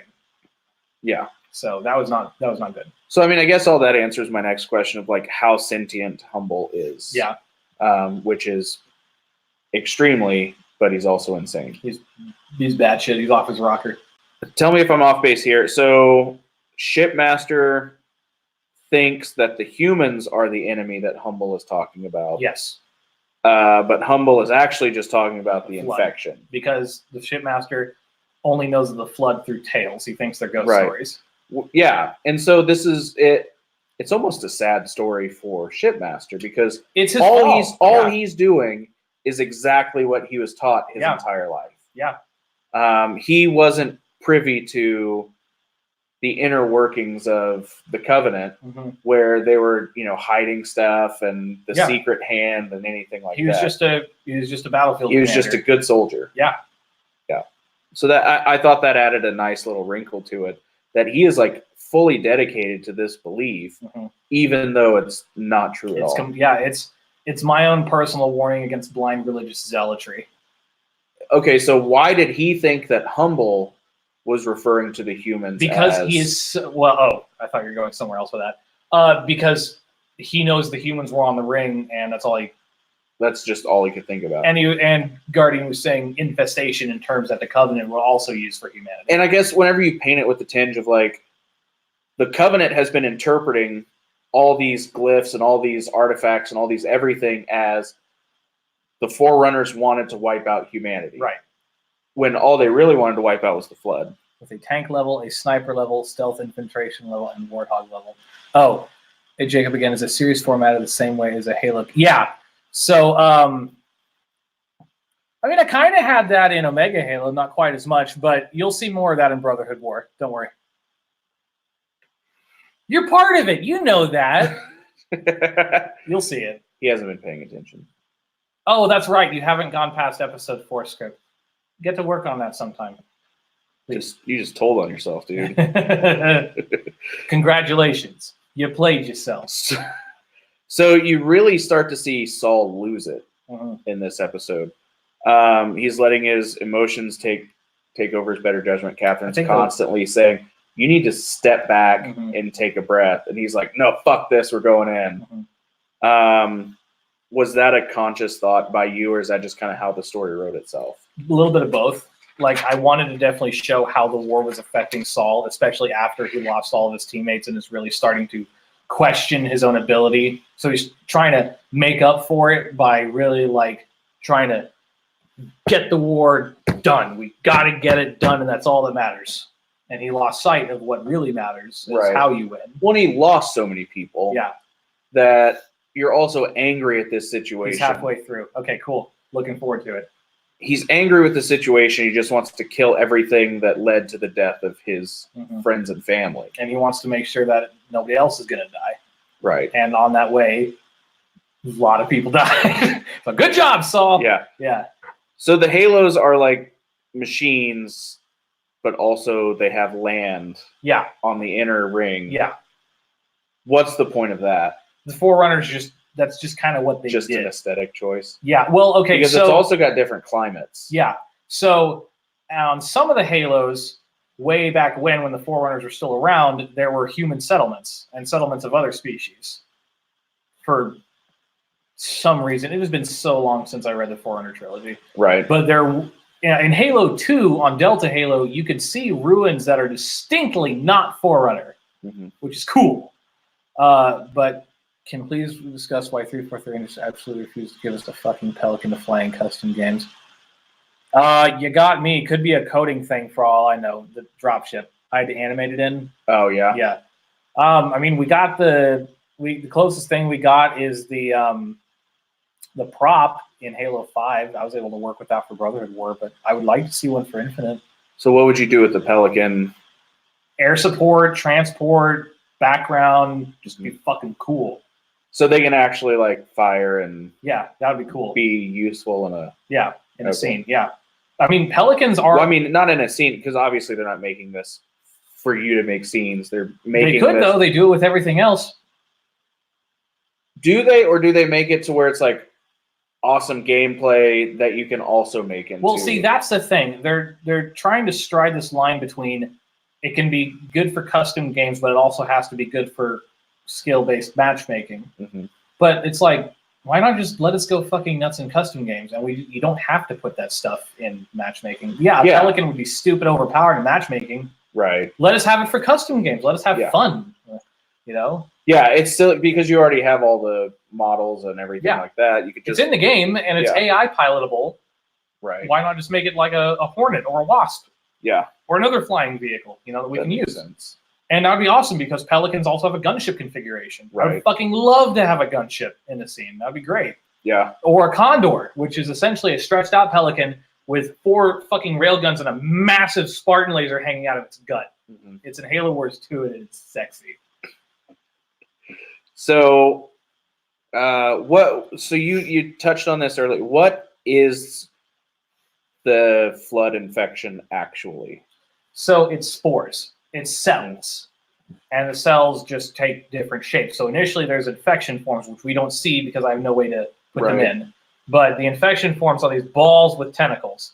And they attack you, and they burrow inside your chest, and they wrap themselves around your nervous system and take control. Once they've done that, you're dead, usually. And then they start... You're just a host. Yeah, they're using your body as a host, and they start mutating your body into a weapon, which would be the combat forms that we do see. Except in actual Halo campaigns, they look much more grotesque than that. In this, all I was able to do is take elites and ODSTs and color them brown and give them one-handed weapons, so it kind of just looks like they're running around like this instead of in a military formation. So that was kind of my next point, was like they're not completely mindless because they use weapons. They have a hive mind. Yeah. Yeah. Okay, and that's And what the more flood there is, the stronger that hive mind gets until Right. they create a grave mind, which is essentially a master worker, thinker, and a brilliant schemer. Mm-hmm. Because it's just this culmination of all of this knowledge gathered from all of the hosts. Right. Yeah. Okay, so they actually take out, like, whatever I know, they Yeah. take that, deposit it into their bank. Which is why in, like, say, Halo 1, they captured and infected the human captain, Captain Keyes, because they wanted his information to be able to fly the Pillar of Autumn off the ring and go infect other worlds. So are they a hive mind in the sense that it is just billions of individuals that all think the exact same thing, or are they deposited into, like, a queen? The queen would be the grave mind. Okay. But the grave mind cannot exist until they have gathered enough knowledge. Okay, so the hive has to get bigger and bigger Yeah. and bigger, and then all of a sudden... Before then, they're in a feral stage. Okay. And their only impulse is to keep reproducing. They have no strategy. And that's what they're at this Halo. Yes, because so there is no overmind right. saying go this way. They're just feral. Food. Yeah. Because yes, the flood broke free and destroyed all the Sentinels, but there was no biomass for them to take over until the elites got there. Right. And the shipmaster kind of pointed out why we see flood on the ring when he gets there in the library and stuff like that was because there was a detachment of Covenant that crashed there years ago. Yeah. Will Chronicler as a character make a collection of journals for the stories? I don't know. Maybe. So it'll just be your character sitting at a table writing in his journal? Maybe. I don't like know. a unicorn diary? A little pencil? Keep going. So I really like the different, I don't want to say levels, but the different environments that you could set up. Mm-hmm. Like it really turns like Resident Evil real quick when Katherine's walking around. Yeah, that was fucking cool. Yeah, it really just looks like a polyp-filled anus that she's walking That's through. flood biomass. Right. They do that because it allows them to, one, make the terrain more favorable to them, and two, spit out spores into the air that can infect. Will that biomass then eventually turn into like the queen mind? Quite possibly. We've only ever seen the mouth of a grave mind. Okay. We've never actually seen the whole thing. But it's not like the grave mind is all of the flood. Right, but the grave mind isn't like sitting. It doesn't take a host and be like, now I sit on my throne of polyps. It is all of it. Right. Every flood you see, all the biomass you're standing on. Yeah. That is essentially the grave mind. Okay. But eventually there will be an actual organic form to if that. he requires one, yes. And then if you put a bullet in its head, essentially, and killed that, then all of them just start going feral. But the flood don't work like that. Okay, so say the flood takes a form, and you kill it. The grave mind takes a form, and you kill that form. It's also every other form out there. No, I get that, but at that point, do they go feral? No. And start because the trying grave to mind form... will just move to another form, because it is also those forms. It's not like a queen bee.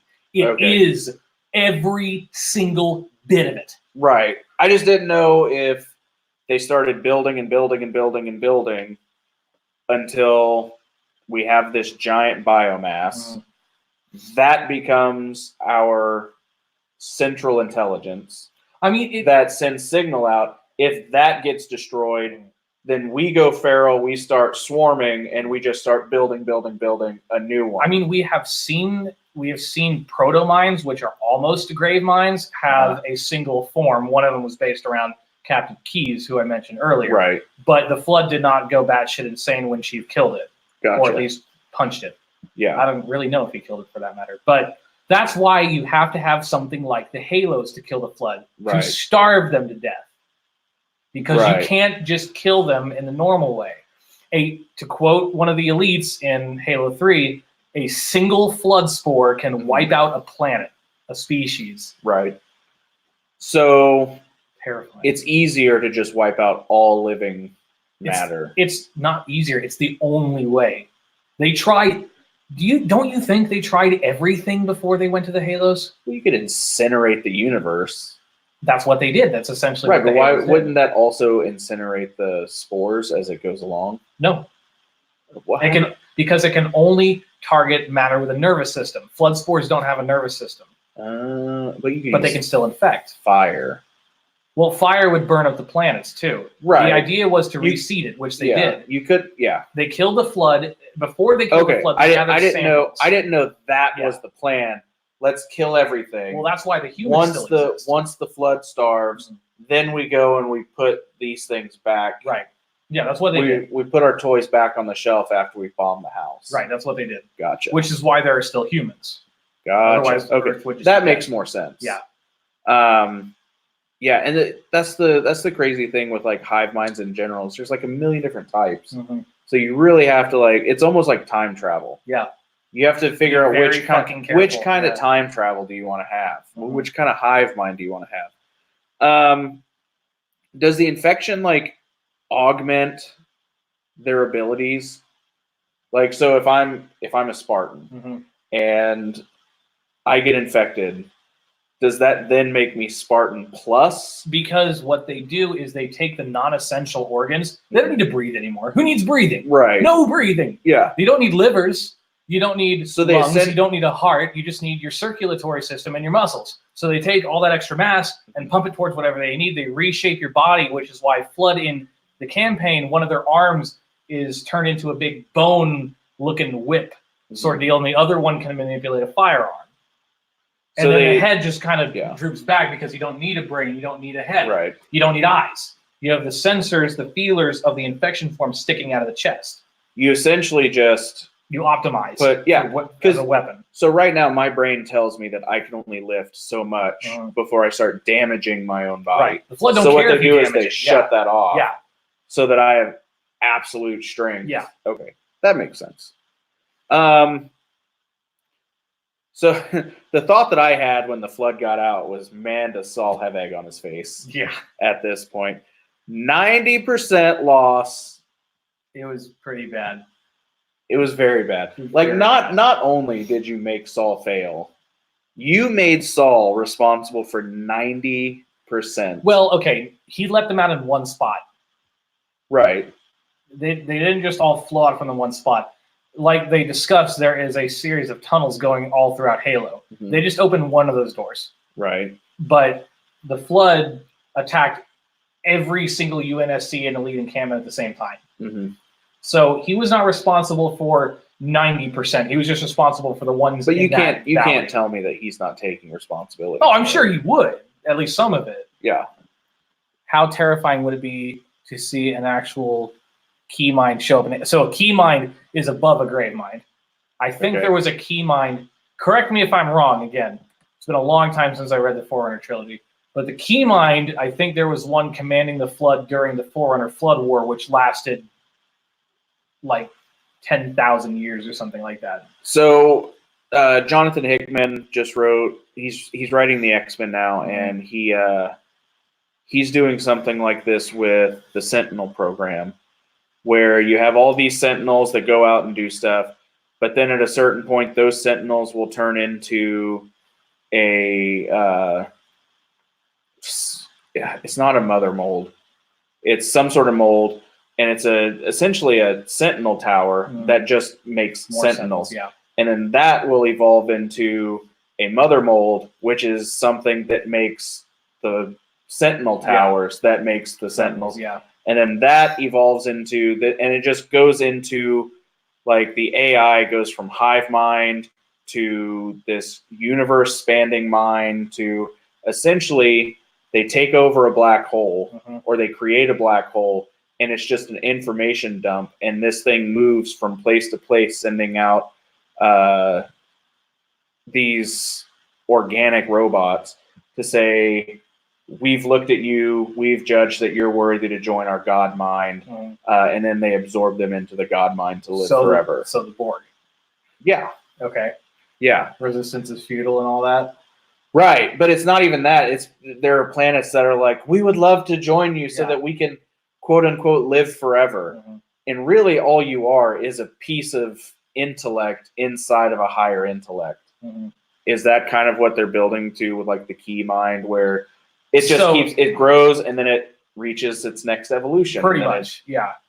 And the reason the Flood want/need, it's just their primary directive. Like, they're not doing it out of malice or anything. It's just what they do. Right. They just need to absorb everything and make it them.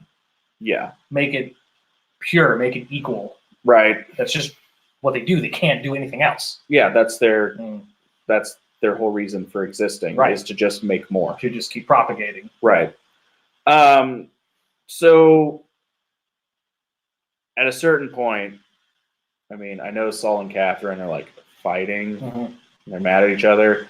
So they just need to go ahead and kiss it out, dude.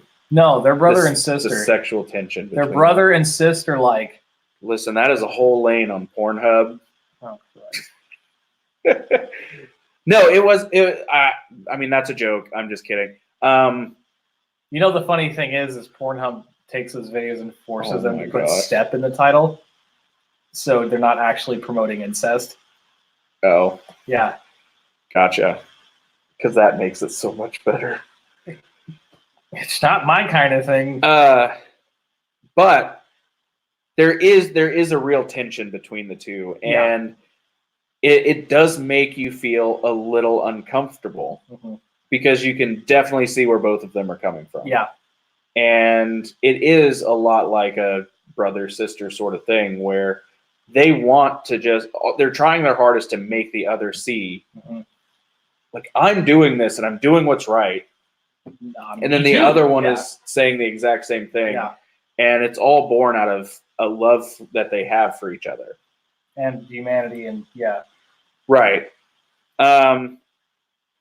We talked about this a little earlier, how you led everybody into the direction of believing there was going to be like a classic 90s team up moment. between the shipmaster and the UNSC. Yeah. And he goes, fuck no. So You think I'd ally with you bitches? I got Yeah. everything I want. why do they call him Shipmaster? Because he is the master of ships. It's a rank. Okay. So a shipmaster is an elite commander who has command over multiple ships, or at least one ship. But it's not his name.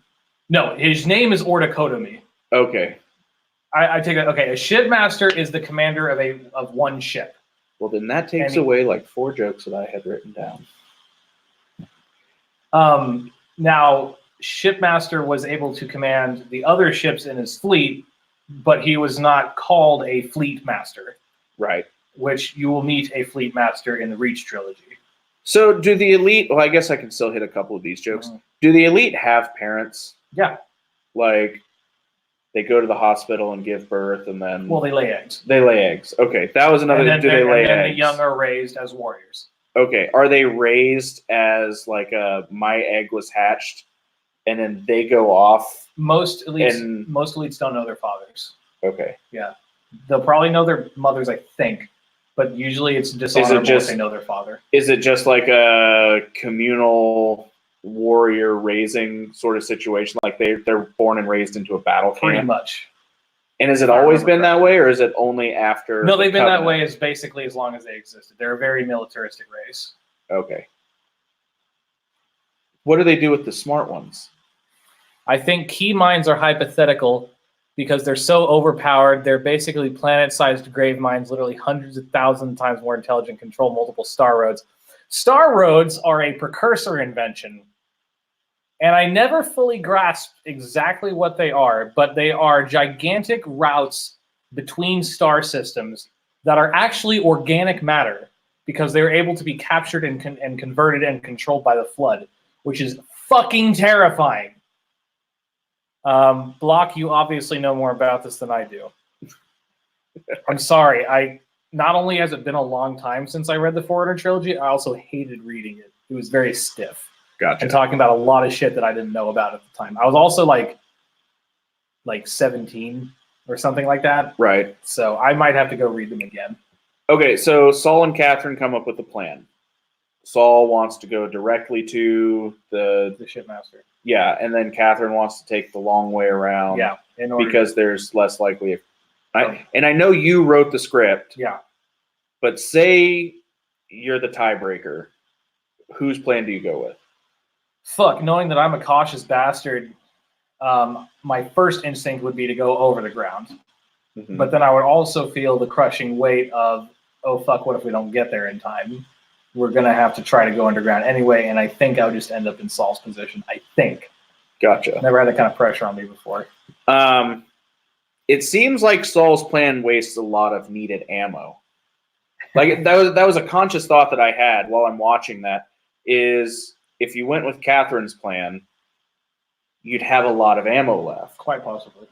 You might get there later. There's the chance that you get there too late, but there's also the chance with Saul's plan that you all make it there and you make it there on time, but then you don't have any ammo left. Right. And they said ammo wasn't a problem. They had the supplies, just not the people, and they probably were able to take all the dead people. Right, but how easy would it have been to underestimate how much of the flood was there? And that's fair.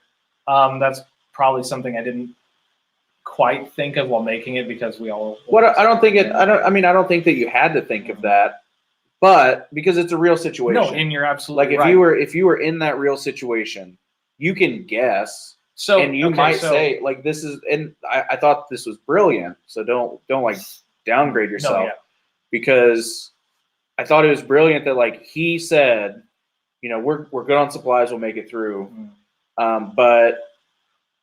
Okay, so it boils down to this. You can take the underground route and use up all your ammo on the flood, and you can get there, and you may be out of ammo, but you can wing it. The enemy has weapons. Right. Take them. Or you can take the overland arc and go that way, not get there in time, Halo goes off and everybody dies. Right. Yeah, I mean, in the end, I'd probably end up with Saul's. Yeah. Just because... And it fucking worked. It did. Which everyone was really surprised about. Yeah. It seems like one of those things where you're setting him up for failure, because there was this whole argument and everybody's like, well, you should definitely take the cautious route. You've been wrong about everything else. Why would you be right about this? Because in every other movie, that's what would happen. But yeah, I mean, in the end, you can lose men and you might die and the whole universe might die, or you can take the safe route and your men will live only until the universe dies. Which, again, whose plan's better? Right. Would it be better to just let Shipmaster set off the Halo? But then everybody would die. But then so would the Flood. Yeah, but the Flood had not made it off the ring yet. That's true. Humble Guardian believed that they had to set the ring off because that is his prime directive. He has something in the back of his head telling him, you have to do this, you have to do this, you have to do this. But the Flood had not made it off the ring yet. Does the armor that the Spartans wear protect them from the Flood spores? Shielding can repel Flood and infection forms too, the little burrowing ones. Right. Which by this point in 2557, the ODST's armor in my universe has energy shielding as well. So the biggest threat was the combat forms. Gotcha. So it could still infect the Covenant though, because they have the open face. Right. Some of them do, not all of them, but yes. Yeah. Well, they also have energy shielding, and that does cover. Even the exposed parts. It's a force field. Okay, gotcha. Like a body glove. But if your shields go down, you're fucked. Say I'm on there and I get infected. How long before that infection sets in? As long as the cell needs to grow. Does the cell have a conscious thought of maybe if I just sit dormant for a little while that they'll take me off this thing? It's a virus. Okay. All viruses do is they get in and they grow and grow. But at a certain point, multiply and multiply and multiply. But at a certain point, it's still hive mind, and the hive mind knows that it has to get off of this thing. Quite possibly by the time it hits infection form stage, but I don't know if that would happen inside you. We don't have a case in Halo canon of somebody getting infected just by a Flood cell. All the infections we've seen have been through the infection forms. How long does it take for an infected host to die?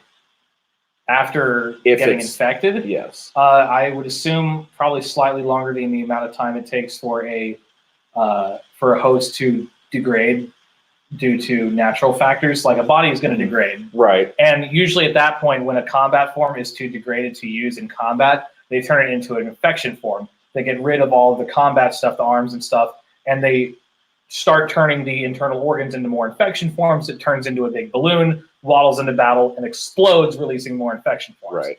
So they can recycle. Okay, so how long had, because Better at it than we are. Humble had said that people had found the Halo, or not Humble, Shipmaster Yeah. had said that other people had found the Halo. It was a couple years ago. And then so not long enough for them to rot and not long enough for the flood to have starved. Right. How long does it take the flood to starve? Who fucking knows? Okay. We really not long enough. We don't exactly know. Right. We don't exactly know the time between the reseeding and the firing of the Halos. I don't think, anyway. Long enough. Long enough, yeah, because there was at least 10,000, or no, I'm sorry, 100,000 years between the firing of the Halos and the events of now. Right. Which, that's a really long time. That's 100,000 years. I was a little surprised that you killed Shipmaster in part 4. It was what happened last time. And I honestly don't know how I would have done it any other way. Right. But I liked that way. Yeah. And yeah, it was the conclusion of his arc in the story. Yeah. He'd served his purpose. He had a great story. And that was the point where because part 5 was almost an epilogue. Right. The some of the mechanics of the game, I can tell, really get in the way of making a touching. So Katherine got hurt. Mm-hmm. And then when Saul's talking to her, she's just kneeling on her cot. Yeah. And it's not even a cot, it's a fucking wooden shipping pallet. Yeah. She's just kneeling on it. Yeah. And Saul's like, you need to stay here and rest. See, what I could have done sit in your resting form. Is I could potentially kill the actor, but they'd fall down, not necessarily on the cot. They'd also fall down and not be able to move at all. And then after about 15 seconds, they disappear. Yeah. Which made shooting that scene where Katherine gets slashed by the shipmaster and she's on the ground and Saul runs up to her. She died. You know how fucking frustrating that was? Because the body kept disappearing. That's why she's in slightly different positions in certain scenes. What you needed to do was introduce medic teleporting technology. Like the protons? She falls down. Saul runs over real quick. I'll see you at the med bay, and then she disappears. Well, see, the funny thing in StarCraft, the Protoss actually do that. Yeah. When they get wounded, like severely wounded, their armor teleports them back to the nearest ship. Right. So again, I asked the question right at the end of this, at the end of episode 4, was what would be best for the galaxy? I mean, obviously, I want humanity to survive, and I'm sure all the other races want to survive as well. Right. And since there are no Forerunners, hypothetically, to reseed, would it still be best to... If the flood got out and there were no other way, yeah, that's what they're there for. Now, okay, so let's say the flood... Let's say we found a way to reseed. We know how to do it, presumably, because the Forerunners did it. A scary thing is that it's implied is that the host actually stays alive and they're conscious. You're fucking spelling, dude. Conscious the whole time. There was one case. Okay. In the book The Flood, which was the novel adaptation of the first Halo game, there was one infection form that infected Private Jenkins, but it was weak. And so instead of killing him, he actually retained conscious the entire time, but the infection form still had control over his body. Gotcha. Yeah, that's frightening. So yeah, are we speech to texting? Hey, scary thing is that the supplies at the house actually stays alive at a cost. They're conscious. You're fucking spelling, dude. Conscience. The whole time there was one case in the book The Flood, which was the novel adaptation of the first Halo game. There was one infraction form that infected Private Jenkins, but it was weak, and so instead of killing him, she actually routine conscious the entire time, but infection form still had control over his body. Gotcha, that's raining. So yeah, it's speech to text. Hey, scary thing is that a flies in the house actually stays alive and they're conscious. You're fucking spelling, dude. Conscious. And now he's in a loop. An infinite number of mathematicians walk into a bar. It's been listening to us. I don't know why. How great is if you found out that you had 2 hours worth of speech to text just on your phone. Just going and going and going and going. Okay. So we talked about this a little. What's the main point, or what's the main way that the flood infects you? Is it like blood, air, sex? It's usually the infection form. Okay. Physical contact with the infection form. Right. Because again, we've never seen in universe an actual infection solely by flood spore. Oh, I know what I was going to say. Let's say that the flood infects every square inch of the galaxy. Uh-huh. What does it do after that? Dies. It just dies. Okay, let's say. Could you? I mean, because we were talking about key mines and stuff like that. Yeah. And how you pull little bits of. I mean, they might be able to try to go to another galaxy and repeat the process, but if they don't make it, let's say you. But if you send out a million ships, one of them's got to make it somewhere, right? Quite possibly, and that is horrifying. Right. So if you're on the edges of space and you find a derelict ship, don't go on it. Just saying. If we've learned anything from any sort of movie with aliens, Don't never board a derelict ship. Especially if it's repeating a distress call. Damn you, I'm on a phone, you Jew-fro bitch. That escalated. Yeah. Chronicler question, any reason why you didn't use any of the other elite armors besides default and aesthetic? Didn't really need to. Okay, so there were several other options for elite armor in game.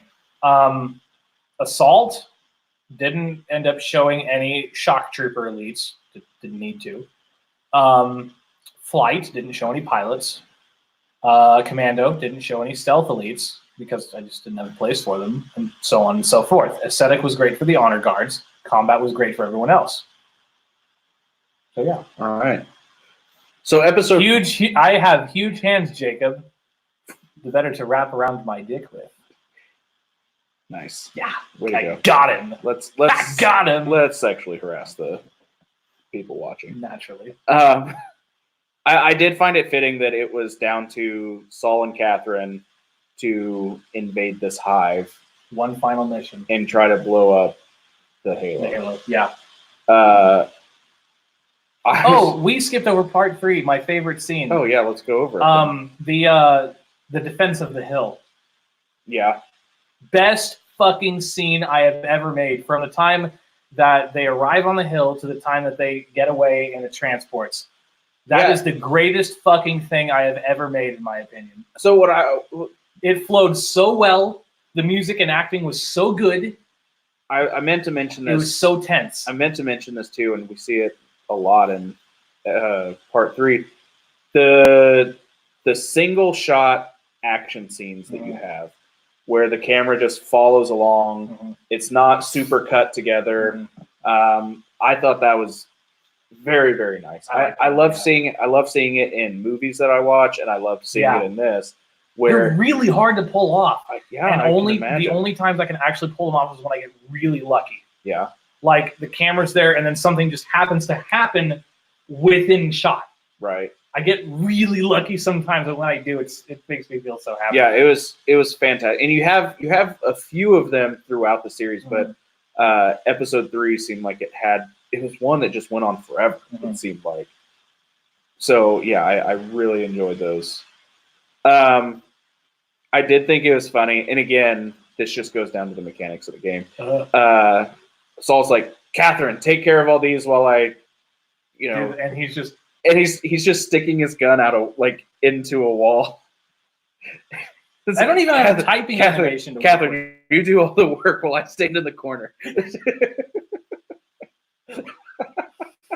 Oh God, there's a meme in there somewhere. Yeah, Saul just standing in the corner.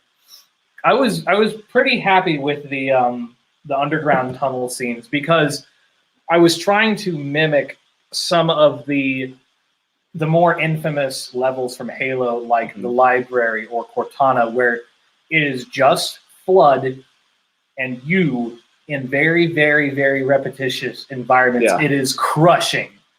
Yeah, I hope I pulled that off, because it was really good. Also, the fact that it's tight quarters makes it very believable that Katherine could have held them off until it was a choke point. And something else that I did, there is no percussion music in that episode until the point where they start defending the computer. None. It's just tonal music. Yeah. No percussion, no beats, no nothing. It's just background noise. Yeah. Until they say, until he says go, and they go for it, and the drums kick in. Yeah. Which I thought was pretty cool. Where do you rip your music from? Usually YouTube. I actually own Halo 3 soundtrack on CD, but it's a compressed version. I found a guy's YouTube channel, and I thanked him in the credits for it, but he actually recorded every single line of music from the game, and he put it back to back by level in the game, so these can be like an hour long, because there's stuff that got left out on the CD, and I was able to use some of that. Right. I didn't know if they had like, and I think we talked about this, have like stock sounds that you can like drag in. There's some. But I usually just YouTube the MP3 stuff. Yeah. It's all under fair use. I'm not making money. Right. So I was expecting you to kill Katherine. I think everybody was. And then you killed Saul. Yeah. So fuck you for that. You're welcome. I think you set up Katherine to be the one that died. Mm-hmm. And that's all you talked about throughout this entire series is Katherine dying. And then you killed Saul. But isn't that the only way it could go? Like, think about it. Well, now that it's done. Yeah. Does Saul come back as a zombie? No. Somebody actually asked that in fan mail if Saul got floodified. Mark 7 Mjolnir armor has a self-destruct. Okay. When the owner dies, it goes up in flames. Which, by the way, we should now take the time, since you did not see this, to watch Saul's goodbye. Moving on. It's 4 minutes. Okay. Also, before we do, let's just go ahead and finish because I'm almost done. Okay. And we can talk about this. You have a post-credit scene. Yes. Why that is ripped directly from the opening of Reach the Last War. Okay, so that's why it looks so different. Yeah. All right. I did it as a bit of a nostalgia, but also to link them together a little bit better. But that is not the opening shot of the Reach trilogy. That is the opening of the third installment in the Reach trilogy. Okay. So you need to watch Border War next. Next is Border War. Border War, since Border War and Revolution are so short, you can probably do them in one, and then we'll do the Last War as its own thing. Gotcha. Okay, so here's Spartans Omega Halo moving on. Hello, viewer. Eventually, I'll get better at this so that we could actually put question, comment, or submission in, me but I don't any know how of to my do that right now. characters. You can send it to chronicler177@gmail.com or post it in the fan mail channel of my Discord to have it answered in my fan mail series. You just put it up to Please the feel free to camera ask what's and on we'll your watch mind. it backwards. Your feedback is very important to me. Thanks, and enjoy the show. Fine. You need to get home. Sometimes you're going to need heroes again. There has to be one Spartan left to finish the fight. Oh yeah, Mega, who voices the Shipmaster, came up with the idea for this after I'd made Omega Halo, so props to him. All right. You need to go. Go!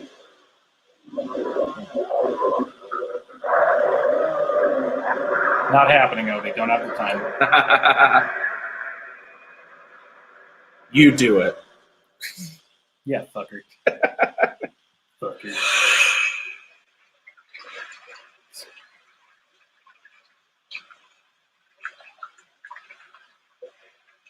All right, so he's in the bathroom. There comes a time when every soldier dies. Oh. Remember him? Yeah, that's a nice touch. It gets better. We're gonna fuck on the beach. Oh, okay. Can't take their armor off. So? Commander Harper? Just Harper now, son. No need for formalities here. Where is here?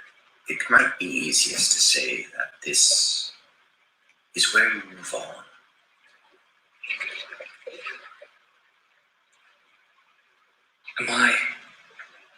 Am I done? Yes, son. You We'll are. get to that in a second. Did she make it? Yes.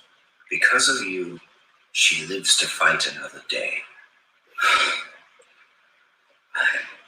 I always did the best I could. I know. We've been watching you. Oh, they're all back. Cameron, Gabe, Christian, Jake. Hey, boss. Shitmaster. It's good to see you again, Saul. I'm so sorry for what happened to all of you. It wasn't your fault. You did your best. So did we. We had your back the whole time. Thank you. All of you. Saul, my friend, you thank no one. So many live now because of your actions. And Katherine will go on to save others.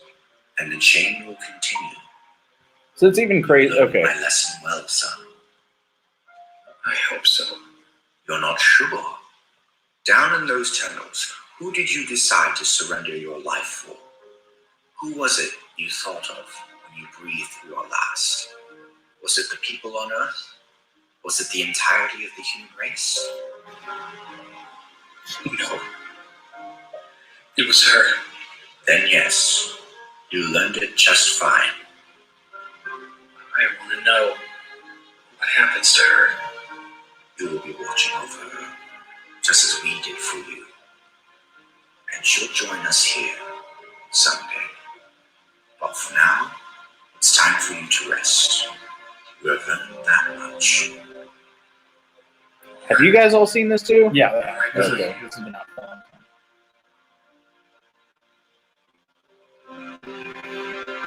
That was pretty awesome, dude. Thank you. So even there though, Hold tight. Yes, thank you, Block. I know.